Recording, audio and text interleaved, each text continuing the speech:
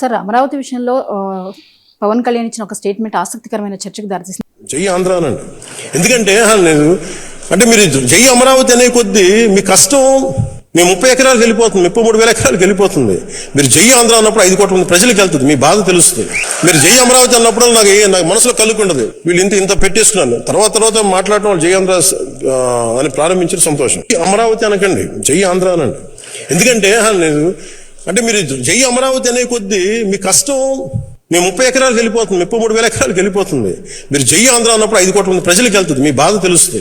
మీరు జై అమరావతి అన్నప్పుడు నాకు మనసులో కలుగుకుండదు, వీళ్ళు ఇంత పెట్టేస్తున్నాను తర్వాత మాట్లాడటం వాళ్ళు జై ఆంధ్ర అని ప్రారంభించిన సంతోషం.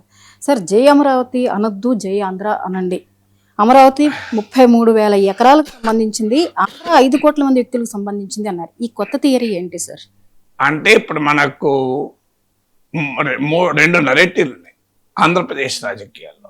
మొదటి నరేటివ్ ఏంటంటే తెలుగుదేశం పార్టీ నరేటివ్. అమరావతి రాష్ట్ర రాజధాని, అమరావతి రాష్ట్ర భవిష్యత్తు, అమరావతి రాష్ట్ర గ్రోత్ ఇంజన్. తెలంగాణకి ఇలా హైదరాబాద్ ఎలా ఆదాయాన్ని ఇస్తుందో అమరావతి భవిష్యత్తులో 5 కోట్ల ఆంధ్రప్రదేశ్ ప్రజల భవిష్యత్తును ఇస్తుంది. ఇది ఒక మహానగరమై, ప్రపంచ నగరమై, ఒక గ్రీన్ఫీల్డ్ సిటీగా ఎమర్జ్ అవుతుంది. ఇది చంద్రబాబు నాయుడు చెప్తున్నటువంటి థియరీ. అందుకొరకు ఎంత దీన్ని పెద్ద ఎత్తున కాన్సన్ట్రేట్ చేసి ఆయన పొలిటికల్, ఫైనాన్షియల్ ఎనర్జీస్ అన్నిటినీ దానిపైన పెడుతున్నాడు. రెండవ థియరీ ఏంటంటే అమరావతి వల్ల ఆంధ్రప్రదేశ్ నష్టపోతుంది, ఇతర ప్రాంతాలు నిర్లక్ష్యానికి గురవుతాయి, డబ్బులన్నీ తీసుకెళ్లి అమరావతిలోనే పెడితే మిగతా రాష్ట్రం అన్యాయం అయిపోతుంది అని వైఎస్ఆర్ కాంగ్రెస్ వైఖరి. సో మొదటి వైఖరేమో అమరావతితోనే ఆంధ్రప్రదేశ్, రెండవ వైఖరేమో అమరావతి వల్లనే ఆంధ్రప్రదేశ్ నష్టపోతుంది అని. ఇప్పుడు పవన్ కళ్యాణ్ ఏమి చెప్పదలుచుకున్నాడు? ఈ రెండు కాదు, అమరావతి వేరు ఆంధ్రప్రదేశ్ వేరు అంటున్నాడు. అమరావతి వేరు ఆంధ్రప్రదేశ్ వేరు. మీరు జై అమరావతి అంటే 33,000 ఎకరాలకే ఆ అభిప్రాయం కలుగుతుంది, ఇక్కడే అంతా ఎందుకు పెడుతున్నారని కూడా వస్తుంది. జై ఆంధ్ర అంటే 5 కోట్ల ప్రజలకు అని. అంటే చాలా క్లియర్గా అమరావతిని ఆంధ్రప్రదేశ్తో డీలింక్ చేస్తున్నారు. అంటే మొత్తం డబ్బులు అమరావతిలో పెట్టకూడదని కూడా చెప్తున్నారు. ఇండైరెక్ట్గా చంద్రబాబు నాయుడు తెలుగుదేశం పార్టీ అమరావతిపై చేస్తున్న బిల్లు చేసిన నరేటివ్కు కంప్లీట్ భిన్నంగా పవన్ కళ్యాణ్ మాట్లాడుతున్నాడు. సో మీకు ఇదొకటే కాదు, తిరుపతి లడ్డు వ్యవహారం కూడా చూసాం మనం. సో చంద్రబాబు నాయుడు తెలుగుదేశం పార్టీ ఏమో దీనికి మూల పురుషుడు, మూల కారకుడు జగన్మోహన్ రెడ్డి, అసలు ఫైనల్ లబ్ధిదారు జగన్మోహన్ రెడ్డి అనేది టీడీపీ నరేటివ్. జగనే ఇదంతా చేయించాడు అని. పవన్ కళ్యాణ్ అసెంబ్లీ సాక్షిగా ఏమన్నాడు? నేను అప్పటి రాష్ట్ర ప్రభుత్వ అధినేతను అనడం లేదు, రాష్ట్ర ప్రభుత్వ అధినేతను అనడం లేదు అని 1కి 4 సార్లు నొక్కి చెప్పారు. అంటే నేను జగన్ తప్పు పట్టడం లేదు అని, ఇదేదో లోకల్ అధికారుల తప్పు అని. అంటే ఎందుకు మరి ఈ డైవర్జెన్స్ వస్తుంది అంటే ఇటీవల కాలంలో మీరు గమనించండి, పవన్ కళ్యాణ్ పైన వైసీపీ విమర్శలు తగ్గాయి, వైసీపీ పైన పవన్ కళ్యాణ్ విమర్శలు కూడా బాగా తగ్గాయి. ఎందుకు తగ్గాయి అనేది ఒక ప్రశ్న. దీనికి ఆన్సర్ ఏంటంటే జనసేన నాయకులు పవన్ కళ్యాణ్, నాదెళ్ల మనోహర్ ఇతరులు వెళ్ళి అమిత్ షాను కలిశారు. నాకున్న హైలీ ప్లేస్ సోర్సెస్ చెప్తున్నా. అమిత్ షాను కలిసి మనం జగన్ను లోపలయ్యాలి, జగన్ను మా వాళ్ళు ఒత్తిడి తెస్తున్నారంటే అమిత్ షా చెప్పింది ఏంటంటే రాజకీయాల్లో ఇన్స్టాంట్ ఫ్రెండ్ ఉంటాడు, లాంగ్ టర్మ్ ఫ్రెండ్ ఉంటాడు. Telugu Desam instant friend, Jagan long term friend. Chandrababu నాయుడుకు ఆయనంటే శత్రుత్వం ఉండొచ్చు, మనకెందుకు ఉండాలి? మీకు కూడా మంచి చెప్తున్నాను, మీకు అవసరం ఏంటి? లాంగ్ టర్మ్ ఫ్రెండ్ ఉపయోగపడతాడు, మనకు 25 మంది ఎంపీలు సహకరిస్తున్నారు కదా అని మీరు కూడా ఆ వైఖరి మార్చుకోండి అని సలహా ఇచ్చారని. ఇది మీకు ఎలా తెలిసింది సార్? మరి అమిత్ షా, పవన్ కళ్యాణ్, నాదెళ్ల మనోహర్ ముగ్గురే ఉన్నారు కదా, మీకు ఎలా తెలిసిందని మీరు అడగచ్చు.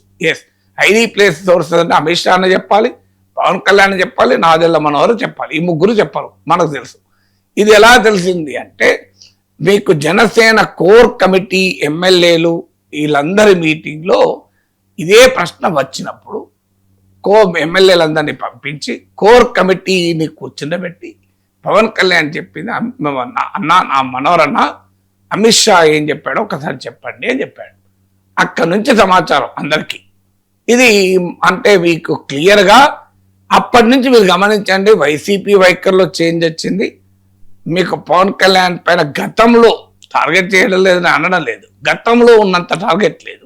పవన్ కళ్యాణ్ కూడా పదే అసెంబ్లీలో లడ్డు విషయంలో నేను జగన్ తప్పుపట్టడం లేదు, లడ్డు విషయంలో జగన్ తప్పుపట్టడం లేదు అని మాట్లాడారు. ఇప్పుడు ఏకంగా అమరావతి ఆంధ్ర వేరు, తెలుగుదేశం నరేటివ్ కంప్లీట్ విరుద్ధం కదా. జై అమరావతి జై ఆంధ్ర విడగొట్టి చూడకూడదు అనే కదా చెప్పింది. అమరావతితోనే ఆంధ్రప్రదేశ్ భవిష్యత్తు ముడిపడి ఉందని చెప్పారు కదా. ఇప్పుడు ఏమంటున్నారు, అమరావతి అని అనకూడదు ఆంధ్ర అనాలి అంటే ఎక్కడో ఒక చోట పవన్ కళ్యాణ్ డిఫర్ అవుతున్నాడు.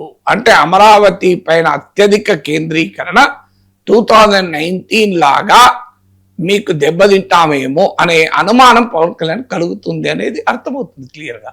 ఇది 2014-19 మధ్య కాలంలో కూడా కంప్లీట్ చర్చ అంతా అమరావతి చుట్టే తిప్పారు. అయినా 2019లో 23 సీట్స్కు తగ్గడమే కాకుండా అమరావతి ప్రాంతంలోని తాటికొండ మంగళగిరి సీట్లలో కూడా టీడీపీ ఓడిపోవడమే కాకుండా సయాన మంగళగిరిలో లోకేష్ ఓడిపోయాడు. మరి అమరావతి నరేటివ్ అద్భుతమైన రాజధాని అనేది ఎందుకని 2019లో టీడీపీని గెలిపించలేకపోయింది?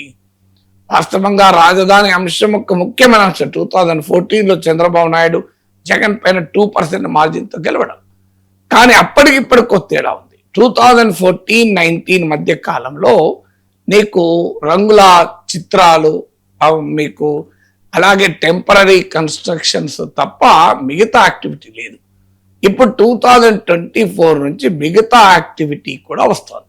మీకు కన్స్ట్రక్షన్ యాక్టివిటీ పెరుగుతోంది, మీకు ఇన్ఫ్రాస్ట్రక్చర్ డెవలప్మెంట్ పెరుగుతోంది, పర్మనెంట్ ఐకానిక్ టవర్స్ కన్స్ట్రక్షన్ పెరుగుతోంది.